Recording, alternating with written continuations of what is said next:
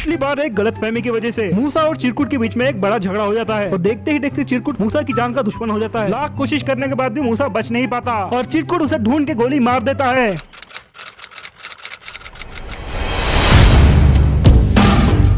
आज के दिन की शुरुआत रोज के मुकाबले काफी अलग होती है। मुझे काफी अजीब सा महसूस हो रहा था और मैं अपने आप को हॉस्पिटल के अंदर पाता हूँ। मेरी बॉडी पे एक शॉर्ट्स के अलावा और कोई भी कपड़े नहीं थे। मेरी दाढ़ी और बाल जानवरों जैसे बढ़ चुके थे और सर तो इतना भयानक तरीके से दुख रहा था कि ऐसा लग रहा था कि मेरे सर पे किसी ने हथौड़ा मार दिया हो। मुझे इस बात का कोई आइडिया नहीं था कि मैं यहाँ पे कब और कैसे पहुंचा। तभी इतने में यहाँ पे डॉक्टर साहब मुझे बोलने लगते हैं, डरने की कोई बात नहीं है बच्चे, फाइनली तुम कोमा से बाहर आ गए। ये सुन के मैं डॉक्टर साहब को बोलने लगता हूँ कि डॉक्टर साहब मैं कोमा में कब गया था, मुझे तो कुछ भी याद ही नहीं है। तो डॉक्टर साहब मुझे बोलने लगते हैं, अब तुम्हें याद होगा भी कैसे, तुम्हारे दिमाग में जो गोली लगी थी इससे शायद तुम्हारा शॉर्ट टर्म मेमोरी लॉस हुआ है। क्या मुझे गोली लगी थी? वो तो शुक्र करो उन भले लोगों का जो तुम्हें यहाँ पे ले आए, वरना तुम्हारी जान भी जा सकती थी। तुम 7 महीने बाद कोमा से बाहर आए हो, थोड़ा शुक्र मनाओ। क्या कहा आपने? 7 महीने कोमा में था मैं?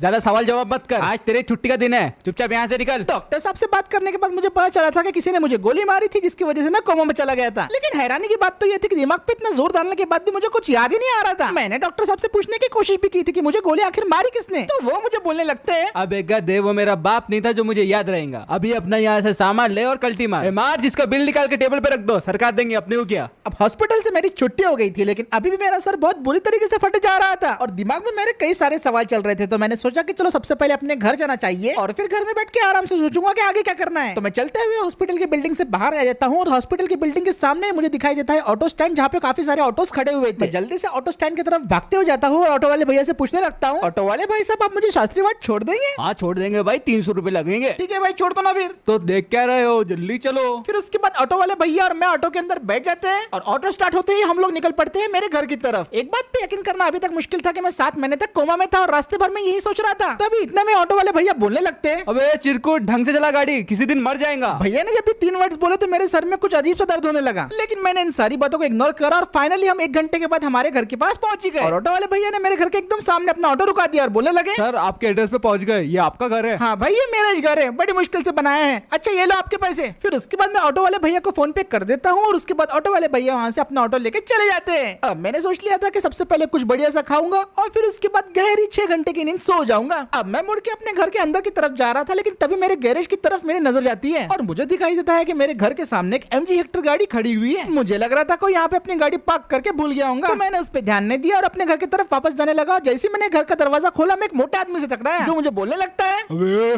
किसके घर में आ रहे तो? ए भाई तू क्या बात कर रहा है, ये घर मेरा है और मेरे घर में आने के लिए तू मेरे को रोक रहा है? अबे 2 महीने पहले मैंने इस घर को ऑप्शन में खरीदा है, ये घर का लीगल ओनर हूँ मैं। मैं उस बंदे को बोलने लगता हूँ कि भाई ये हो ही नहीं सकता, इस घर का लीगल ओनर मैं हूँ, तुम जाके बैंक वालों से क्यों नहीं पूछते? अबे तेरे बैंक वालों ने ये घर मुझे बेचा है पूरे 2 करोड़ रुपए में। क्या कहा तुमने? बैंक वालों ने ये घर तुम्हें दे दिया है? जो पूछना है जाके बैंक वालों से पूछ, वरना मैं पुलिस को लगाता बोला कॉल। मैं उस बंदे को कन्विंस करने की कोशिश करता हूँ कि भाई ये घर मेरा है, आपको शायद कोई गलत फैमिली हुई है, तो वो मुझे बोलने लगता है, गलत फैमिली का तो पता नहीं पर मेरी फैमिली बहुत गलत है। ओ सद्दर मामू आओ बोला, कौन आगे पागल ही है, पोटे छोकरे लौंडे जितने भी वाट पे दिख रहे पूरे लेके आओ बोला। ये पोटे वर्ड सुन के भी मुझे कुछ हल्का हल्का याद आने लगा, लेकिन इससे पहले कि वो बंदा अपने बंदे बुला के मुझे मारता मैं वहाँ से निकल पड़ा। भागने के अलावा कोई चारा नहीं था। आना मत वापस वरना लौंडे का लफाटे भी मिलेंगे। अब मुझे लिटरली कुछ भी समझ में नहीं आ रहा था। ये बंदा कह रहा था कि मेरा घर मेरा है ही नहीं और मुझे किसी न किसी तरीके से सच्चाई का पता लगाना ही होगा। तो मैं फटाफट बैंक की तरफ निकल जाता हूँ, लेकिन बैंक में मुझे कुछ और ही सुनने को मिलता है। तो सर जैसे यहाँ पे लिखा है आपने 4 महीने से अपने घर की EMI नहीं भरी थी, जिसकी वजह से बैंक को मजबूर आपके घर पे कब्जा करना पड़ा। और यहाँ पे लिखा है कि 2 महीने पहले आपका घर नीलाम हो चुका है और नीलामी के दौरान कोई शोएब भाई करके है उनने आपका घर खरीद लिया है। तो इसलिए आई एम सॉरी, इसमें मैं आपकी कोई मदद नहीं कर सकता सिवाय किराए के घर ढूंढने के। और अब ये मेरे साथ क्या हो गया? तो भाई लोगों वीडियो कंटिन्यू करने से पहले आप सभी के लिए एक सवाल। देखो नॉर्मल गेमिंग तो सब करते हैं, पर क्या तुमने कभी रियल मनी गेम्स ट्राई किए हैं? आजकल ये बड़े ट्रेंड में है, इनके thrilling game play, big prize rewards और फ्री बोनस की वजह से। मैंने भी अभी ये गेम्स ट्राई किए हैं and believe me guys, gaming के एंटरटेनमेंट के साथ साथ मेरी 10 विनिंग भी स्टार्ट हो गई है। सुबह 100 से प्ले करो और शाम तक 10,000 के पास विड्रॉल। फिलहाल मैं विन मैच पे खेल रहा हूँ जो कि इंडिया के मोस्ट ट्रस्टेड और सर्टिफाइड गेमिंग साइट है, क्योंकि भाई safety always first. Win match पे आपको मिलते हैं 5,000 से भी ज्यादा गेम्स जैसे Aviator, Pinko, Bingo, cricket, football, virtual sports, मतलब जैसे तुम्हारा मूड वैसे इनके गेम्स। हर गेम पे मेगा विनिंग और हाँ इस IPL सीजन तो तुम यहाँ पे हर मैच को लाइव एंजॉय कर सकते हो बिल्कुल फ्री और टूर्नामेंट में पार्टिसिपेट करके मेगा विनिंग भी कर सकते हो up to 10 crore. Sign up पे 100% बोनस तो है ही, इसके अलावा loyalty points, referral bonus, free rewards, reload bonus, weekly offer और भी कई सारे ऑफर्स। तुम्हें भी अगर विन मैच पे विनिंग करनी है तो मैं कमेंट में लिंक पिन कर दूंगा, वहाँ रजिस्टर कर लेना और आपको एक्स्ट्रा कैशबैक मिल जाएगा। बैंक से बाहर आने के बाद मैं काफी मायूस हो गया था, इस सोच के मुझे काफी बुरा फील हो रहा था कि जिस घर को मैंने इतनी मेहनत से खरीदा था वो अब मेरे पास बिल्कुल भी नहीं है। मुझे बस एक बार पता चल जाता ना कि मुझे किसने गोली मारी है, मैं तो उसकी ऐसी की तैसी कर देता। लेकिन इतने में तभी मेरे दिमाग में ख्याल आता है कि कोई बात नहीं, घर गया तो गया, लेकिन मेरे पास मेरे बिजनेस तो है, पैसे कमा के मैं अपने लिए नया घर खरीद लूंगा। जहाँ तक मुझे याद है, कोमा में जाने के पहले मेरा टैक्सी का बिजनेस बहुत बढ़िया परफॉर्म कर रहा था, तो मैं फटाफट भागते हुए अपने टैक्सी स्टैंड की तरफ निकल पड़ता हूँ। 15 मिनट भागने के बाद मैं अपने टैक्सी स्टैंड पे पहुंच ही जाता हूँ, लेकिन वहाँ पे पहुंच के जो मुझे मंजर दिखाई देता है वो देख के मुझे अपनी आंखों पे यकीन ही नहीं होता। मेरे टैक्सी स्टैंड पे एक भी टैक्सी नहीं थी, ना ही ऑल्टो, ना ही मेरी स्कॉर्पियो, और यहाँ पे कबाड़ गाड़ियों के अलावा और कुछ भी नहीं था, जिसे देख के मैं बुरी तरीके से शॉक हो गया था। आखिरकार मेरी सारी की सारी टैक्सीज गई तो गई कहाँ? अभी तक मैं अपने घर के सदमे से बाहर नहीं निकला था और मेरे टैक्सी स्टैंड की ये हालत। आखिरकार मेरे टैक्सी बिजनेस को हुआ क्या था? अब इससे पहले कि मैं कुछ समझ पाता, वहाँ पीछे से एक आदमी जा रहा था और वो मुझे देख के बोलने लगता है, अरे बाबा इधर क्या करता है, चोरी करने आया है क्या? मैं पीछे मुड़ के उन भाई साहब को बोलता हूँ कि मैं चोरी करने नहीं आया था, और फिर मैं उन भाई साहब के पास जाके उनसे बोलने लगता हूँ, भाई साहब यहाँ पे एक टैक्सी स्टैंड हुआ करता था, उसका क्या हुआ? हाँ बेटा, इधर एक टैक्सी स्टैंड हुआ करता था, वो हम लोगों को बहुत सस्ते में छोड़ता था। तो फिर ये टैक्सी स्टैंड बंद क्यों हो गया? उसके पीछे की वजह क्या है? पता नहीं कैसे एक दिन उस टैक्सी स्टैंड का मालिक गायब हो गया। बहुत ढूंढा उसे पर वो नहीं मिला। फिर उसके बाद उसके ड्राइवर लोगों ने उनकी एक एक गाड़ी बेचकर खा गए। क्या मतलब मेरे ड्राइवर लोगों ने मेरे टैक्सी को बेच डाला? तो साहब क्या आप मूसा भाई हो? हाँ भाई, ये टैक्सी स्टैंड मेरा ही था। सॉरी सर, आपके साथ बहुत बुरा हुआ। आपके अपने ड्राइवर लोगों ने ही आपके गाड़ी बेच डाले। ये बात पे तो मुझे भी यकीन नहीं होता। अब कर भी कह सकते हैं। सर सलामत तो टोपी हजार। चलता हूँ सर। मेरा घर मेरे हाथ से गया, मेरा बिजनेस मेरे हाथ से गया। एक ही दिन मुझे दो बड़े दुख मिल गए थे, समझ में नहीं आ रहा था क्या करूं। लेकिन फिर मुझे याद आया कि मैं अब कंपनी में जॉब किया करता था जो ऑक्शन करवाती थी। अब मुझे लगता है फिर से उस कंपनी में वापस काम करना पड़ेगा, तभी मेरा कुछ गुजारा चल पाएगा, वरना मेरी तो रोड पे आने की नौबत आ चुकी है। I am sorry sir. चल चलाचल कंपनी चल बसी। नामुमकिन, ये हो ही नहीं सकता। हाँ सर, वो कंपनी चल बसी। असल में जो बंदा उनके लिए गाड़ी रिस्टोर करता था ना, वो एक दिन कहीं गायब हो गया। कंपनी ने कुछ और लोगों को भी हायर किया, पर उन्हें उनके डिजाइन कुछ पसंद नहीं आए। तो फिर इन्वेस्टर ने पैसा खींच लिया, कंपनी का दिवाला निकल गया। और मैं अपनी जानकारी के हिसाब से बता दूं, आपको यहाँ से चले जाना चाहिए। चल चलाचल कंपनी जो कि मेरी आखिरी उम्मीद थी, वो भी अब नहीं रही, और ऐसा लग रहा था कि मैं पूरी तरीके से हार चुका हूँ। तो अब मुझे समझ में नहीं आ रहा था कि क्या करना चाहिए। घर से लेके नौकरी मेरे पास से सब कुछ जा चुकी थी, दूर दूर तक कोई उम्मीद की किरण नजर ही नहीं आ रही थी, और दिमाग में बस एक ही ख्याल चल रहा था कि ये कौन था जिसने मेरे ऊपर गोली चलाया, कौन था जिसने मुझे कोमा में भेजा। पर तभी अचानक से जोरों से मेरा सर दुखना शुरू हो जाता है। मेरे आंखों के सामने अंधेरा छा रहा था, लेकिन तभी मुझे कुछ याद आने लगता है। मेरी आंखों के सामने जैसे कि कोई मंजर चलना शुरू हो गया था। मुझे एक एक करके सारी चीजें याद आने लगी। कैसे बस एक छोटी सी बात की वजह से चिरकुट मेरी जान का दुश्मन बन गया था, और मुझे अब ये अच्छे से याद आ गया था कि चिरकुट ही वो इंसान था जिसने मेरे ऊपर गन चलाई थी, और अब मैं गुस्से से आग बबूला हो रहा था। चिरकुट के बच्चे को मैंने अपना दोस्त समझा था, लेकिन उसी दोस्त की वजह से मेरी पूरी की पूरी जिंदगी बर्बाद हो गई। उसने सिर्फ मुझे ही नहीं, लाला को भी गोली मारी थी, और मैं ये सारी बातें इतनी आसानी से तो भूल नहीं सकता था। मैंने फैसला कर लिया था कि अब मैं चिरकुट के बच्चे को उसकी नानी याद दिला के ही रहूंगा। लेकिन अभी की हालत को देखते हुए ये काम अकेले करना पॉसिबल नहीं था, लेकिन मैं जानता था कि मेरी मदद कौन कर सकता है। मैं सीधे जुगाड़ लगा के पहुंच गया था मावेश भाई के अड्डे पे। मावेश और उसके पंटर मुझे वहाँ पे देख के काफी हैरान थे, और वो मुझसे बोलने लगता है, ए बाबू, तू वापस इधर काहे को आया? तेरा कर्जा तो माफ हो गया था। अरे भोलू, सुनन तो दे, ये बोलने क्या आया है? बोल, क्या बोलना है तुझे? ये सुनने के बाद मैं मावेश भाई को सारी की सारी अपनी सिचुएशन एक्सप्लेन कर देता हूँ, और उन्हें बोलने लगता हूँ कि मावेश भाई, मुझे भी आपके जैसा बनना है। अच्छा बन के मैंने बहुत देख लिया, अब मैं गुंडा बनूंगा। तू गुंडा बन के क्या करेगा? चॉकलेट चुराएगा? ए भोलू, उतना हंसने की जरूरत नहीं है। अपन लोग भी ऐसी हालत की वजह से गुंडे बने थे, तो इसका बात अपने दिल को लग गया। सॉरी भाई। एक बात जान ले भाई, अगर अंडरवर्ल्ड में घुसा ना तो कभी वापस बाहर नहीं आ पाएगा। अब मेरी जो भी दुनिया है बस यही रहेंगी। अगर तूने पक्का इरादा कर लिया है तो ठीक है, मैं बनाएंगे तेरे को गुंडा। अंडरवर्ल्ड का सबसे बड़ा गुंडा बनने की काबिलियत है तेरे में, पर ये बात जान लेना, मेरे से गद्दारी करेगा तो सीधा मरेगा। समझ गया ना? समझ गया मावेश भाई, बस आप मुझे वो अंडरवर्ल्ड का पावर दिला दो। तो चल मेरे साथ, आज से मैं तेरी ट्रेनिंग स्टार्ट करता हूँ। चल भोलू। अब मावेश और उसका पंटर मुझे स्कॉर्पियो में बिठा के कहीं पे लेके जा रहे थे। ये लोग मुझसे क्या काम करवाने वाले थे इसका मुझे कोई भी आइडिया नहीं था। थोड़ी देर के बाद मावेश अपनी स्कॉर्पियो को एक पेट्रोल पंप की तरफ मोड़ देता है, और वहाँ पे गाड़ी रोक के बोलने लगता है, तुझे वो सामने किराना दुकान दिख रही है? हाँ मावेश भाई, दिख रही है। ये तेरा पहला मिशन है गुंडा बनने का। उस दुकान के अंदर जा और बंदूक की नोक पे फ्री का सामान लेके आ, जैसे कि चिप्स के पूड़े, चाय पत्ती, बिस्कुट के पैकेट। भोलू, अपने किराने की लिस्ट मत बताइए, वो नहीं लाएगा। हाँ तो मैं कह रहा था, एक गुंडा एक छोटी छोटी चोरियों से एक बड़ा गुंडा बनता है। ये बात तो आपने 100% करेक्ट बोले मावेश भाई। अब बैठे बैठे मेरा मुंह मत देख। ए भोलू, इसको एक गन दे। बोला तेरी सीट के नीचे गन रखी है, ले ले, देखते हैं कि तू मिशन करेगा या नहीं। अब मैं गाड़ी से उतर गया था, और मावेश ने जो मुझे गन दी थी अपने पास मैंने वो रख ली थी, और देख के तो लग रहा था कि मैं रॉबरी के लिए पूरी तरीके से तैयार हूँ। जिंदगी में पहली बार रॉबरी करने जा रहा था, इसलिए थोड़ा सा नर्वस तो था, लेकिन बड़ी हिम्मत करके मैं उस किराने की दुकान के अंदर जाने लगता हूँ। और अब मैं फाइनली उस दुकान के अंदर आ गया था, और उसके बाद मैं सीधा कैशियर के पास चला गया और उसे बोलने लगा,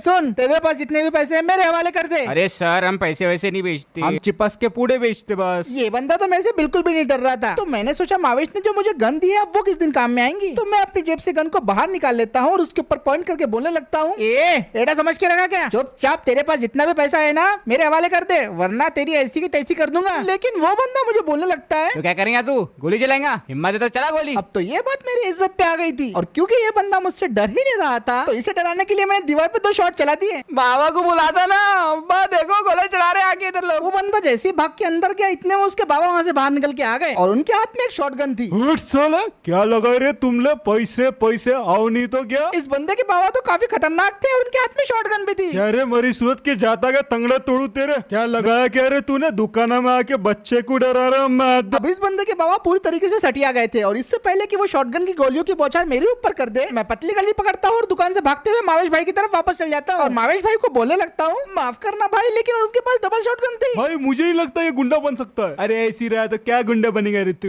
लेकिन मावेश भाई उस बुड्ढे के पास शॉटगन थी और वो मेरे पीछे जा रहा है। आने दे उसको, देखता है अपन। अब वो बुड्ढा शॉटगन लेके सीधा मुझे मारने के लिए आ रहा था, लेकिन जैसे उसने मावेश भाई को देखा वो बोलने लगा, अरे मावेश भाई आप है क्या? हाँ अपन का ही बंदा है ये। अरे ऐसा पहले बोलना चाहिए था, पूरी दुकान दे देता अपन इसको। सॉरी बाबू, अपन ने तेरे पे गन बताया और तेरे को मरी सूरत का बोला। इस बंदे के तो व्यवहार ही बदल गए। और हाँ हाँ ज्यादा नाटक मत कर, चिपस की पुड़ा चाय पत्ती घर पे पहुंचा देना मेरे। ठीक है भाऊ, पहुंचा दूंगा। अच्छा ठीक है मावेश भाई, मैं चलता हूँ, कोई मिस्टेक हो गई तो माफ कर देना। और इतना बोल के वो बुड्ढा वहाँ से चले जाता है और ये सब देख के मावेश मुझे बोलने लगता है, समझा तू? तुझे ऐसा बनना है कि लोग तुझे देख के अपना व्यवहार ही बदल दे, तेरे नाम से और तुझ से खौफ खाए, जो कि एक दिन में तो बिल्कुल नहीं होगा। इसलिए तुझे मुझे अपने 7 महीने देने होंगे। 7 महीने? लेकिन ऐसा मैं क्या करूंगा 7 महीने? अगर तूने ये ट्रेनिंग कर ली तो तू एक ओरिजिनल गुंडा बनेगा रे। एक बात बता, तू मुझ पे भरोसा करता है? नहीं, बिल्कुल नहीं। बहुत बढ़िया, एक गुंडा कभी किसी पे भरोसा नहीं करता। सच में क्या बात है भाई, मतलब मैं चूतिया हूँ। और अब जाके मेरी असली ट्रेनिंग शुरू हो गई थी। सबसे पहले मावेश मुझे हर रोज 100 किलोमीटर रनिंग की प्रैक्टिस करवा रहा था और मैं आलसी न बनूं इसलिए अपनी स्कॉर्पियो मेरे पीछे लेके दौड़ रहा था। भागने में अगर मैं जरा सा भी स्लो होता तो ये मुझे अपनी स्कॉर्पियो से कुचलने की धमकी देता। रनिंग के बाद बारी थी एक्सरसाइज करने की। मावेश की ट्रेनिंग के दौरान मुझे रोज 100 पुशअप्स करने पड़ते, जिसे करने में मुझे काफी तकलीफ होती। ए बाबू रुक मत, बिल्कुल मत रुक। अगर ये रुका ना इसी गोली मार देना। ऐसी धमकियों की वजह से ना चाहते हुए भी मैं अपनी लिमिट से ज्यादा एक्सरसाइज कर रहा था। इतने एक्सरसाइज तो मैंने जिम में भी नहीं की होंगी जितने मावेश और उसका पार्टनर मुझसे करवा रहे थे। और मुझे तो ये बात समझ में नहीं आ रही थी गुंडा बनने में ये सारी चीजें कौन सी काम में आने वाली है। क्योंकि मेरा एक मकसद था, मैंने मावेश के दिए हुए सारे के सारे एक्सरसाइज एक के बाद एक कंप्लीट करता गया हर रोज। फिर मावेश मुझे ले आया बार्बर शॉप में और बार्बर को बोलने लगा, अरे भाई इसकी थोड़ी कटिन वटिन बना दे, थोड़ा गुंडा टाइप लुक देना इसको, डरावने लगना चाहिए एकदम। डरावना तो ये अभी भी लग रहा है पर ठीक है। मैं तो बस ये सोच रहा था कि मेरा नया लुक किस टाइप का रहने वाला है। भाई ये तो चिचपल्ली वाला सुलेमान दिख रहा। अब ये सब होने के बाद मावेश मुझे एक सीक्रेट हॉस्पिटल में लेके आया और डॉक्टर साहब को बोलने लगा, ये डॉक्टर साहब आपके पास वो वाला इंजेक्शन है ना? मेरे पास वो इंजेक्शन तो है, लेकिन क्या सच में मैं इसे इंजेक्शन दूं वो वाला? ए डॉक्टर, तेको जितना बोला है उतना कर, इंजेक्शन तो तेको देना ही पड़ेगा। हम चाहते हैं कि इसका गुस्सा बाहर आए। ठीक है, जैसा आप कहे मावेश भाई। इतना बोल के वो डॉक्टर मेरे पास आता है और मुझे बोलने लगता है, देख भाई मैं तुझे झूठ नहीं बोलूंगा, लेकिन इस इंजेक्शन से तुझे दर्द होगा। 1 2 3।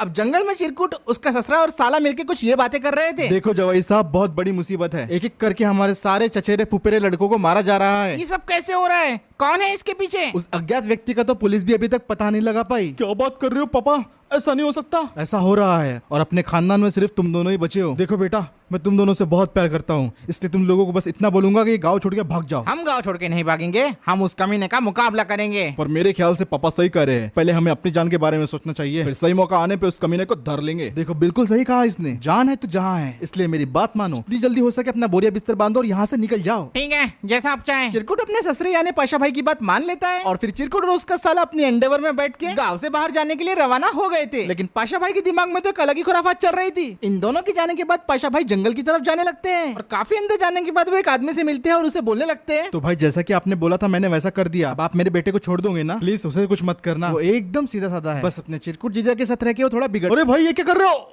पाशा भाई का खेल खत्म हो गया था और अब किसी और की बारी थी। यहाँ पे चिरकुट और उसका साला मिलके लगभग गांव से निकल ही गए थे। चिरकुट काफी ज्यादा डरा हुआ था क्योंकि पिछले 5 महीनों में किसी अनजान आदमी ने पाशा भाई के पूरे परिवार को खत्म कर दिया। एक बार वो बंदा सामने आ जाए जिसने मेरे परिवार का ये हाल किया है, उसे मैं छोड़ूंगा नहीं। कुत्ते की मौत मरेगा वो कभी ना। लेकिन इन दोनों को इस बात का जरा सी भी खबर नहीं थी कि उस अनजान व्यक्ति का अगला टारगेट ये लोग है और वो अनजान व्यक्ति अपने लेजेंडर से इनके पीछे पड़ चुका था। और इससे पहले कि इन लोगों को कुछ पता चलता, वो आदमी अपने लेजेंडर को एंडेवर पे भिड़ा देता है। सिर्फ इतना काफी नहीं था, वो चिरकुट की गाड़ियों के ऊपर बंदूक से गोलियां भी चला रहा था। पागल है क्या, गाड़ी को ठोक ठोक के मुझे मारा जाता है।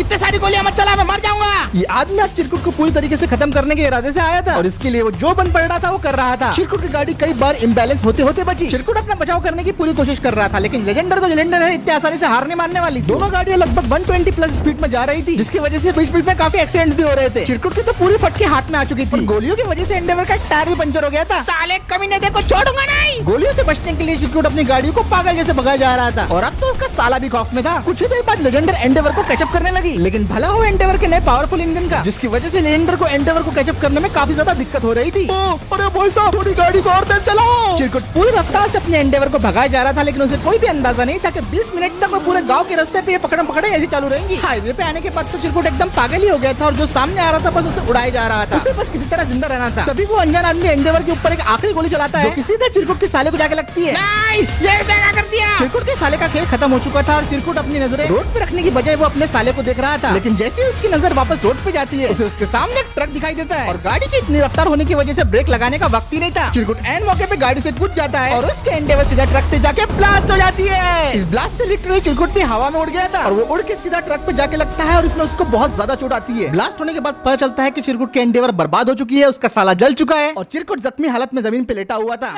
और आखिरकार अब चिरकुट के सामने वो लेजेंडर आके रुकती है जो उसका जब से पीछा कर रही थी और अब गाड़ी का दरवाजा खोल के वो अनजान आदमी लेजेंडर से बाहर उतर जाता है, जो कि कोई और नहीं बल्कि मैं था। इन 5 महीनों के अंदर मैंने मावेश के साथ रह के अपनी आदतों को पूरी तरीके से चेंज कर लिया था। पुराना मूसा तो कब का मर चुका है, अब इस नए मूसा के दिल में रहम और अच्छाई की कोई जगह नहीं थी। चिरकुट का बच्चा मुझे देख के पूरी तरीके से हैरान था, उसे लग रहा था जैसे उसने कोई भूत देख लिया हो। और फिर उसके बाद मैंने बिना कोई लंबा भाषण दिए चिरकुट के ऊपर हमला कर दिया और अब इस स्टोरी में से चिरकुट का खेल हमेशा हमेशा के लिए खत्म होता है। तो फिर इसी के साथ दोस्तों आज का वीडियो यहीं पे खत्म करते हैं। अगर आपको ये वीडियो पसंद आया है तो इस वीडियो पे लाइक कर दो, शेयर कर दो।